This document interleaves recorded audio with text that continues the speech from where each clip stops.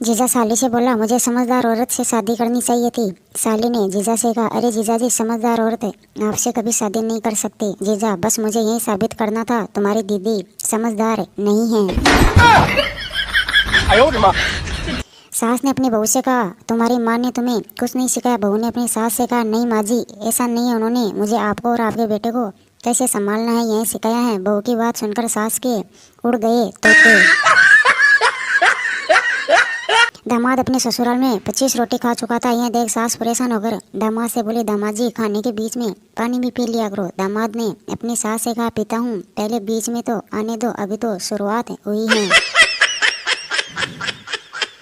सास ने बहू से कहा, बहू आज खाने में क्या बना रही हो? बहू, माँ जी, आज उपवास रखा जाए। सास, उपवास आज क्या है? बहू, कुछ नहीं, बस थोड़ी मोटी हो गई हूँ। सास ने बहू से कहा, हाँ तो तुम मत खाओ, मुझे क्यों भूखा मार रही हो?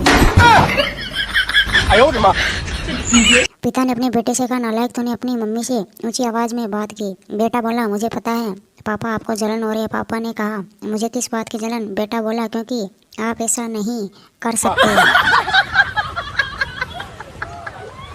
पति ने पत्नी से कहा, जब तुम्हारे पास ड्राइविंग लाइसेंस था तो पुलिस ने तुम्हारा चालान क्यों काटा?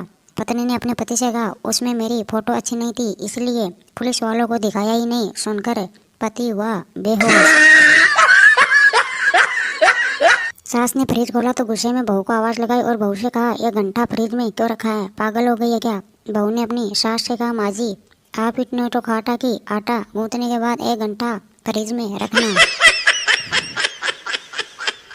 सास, तुम रसोई में क्या बना लेती हो? बहू, माँ जी, मैं रसोई में बीमार होने का बहाना बना लेती हूँ। सास, अरे बहू, रसोई में कुछ आता है या नहीं? बहू, माँ जी, मुझे रसोई में आलस आता है, नींद आती है और चक्कर तो हद से ज्यादा आता है। जीजा साली से बोला, तुम मेरी फिल्म में काम करोगी? साली जीजा से बोली, पर सीन क्या है? जीजा बोला, तुम्हें धीरे धीरे पानी में जाना है। साली ने जीजा से कहा, अरे वाह, फिल्म का नाम क्या है? जीजा बोला, गई भैंस पानी में।